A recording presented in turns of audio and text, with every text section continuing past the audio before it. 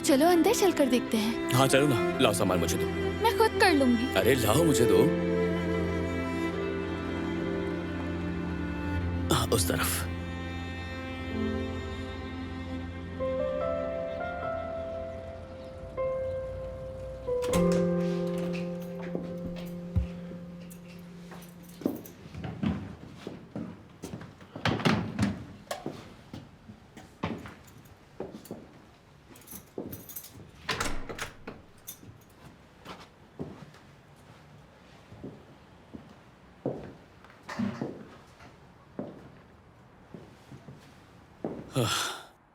वैसे फर्नीचर अभी नहीं है, लेकिन जल्द से जल्द हम फर्नीचर भी खरीद लेंगे, देखना।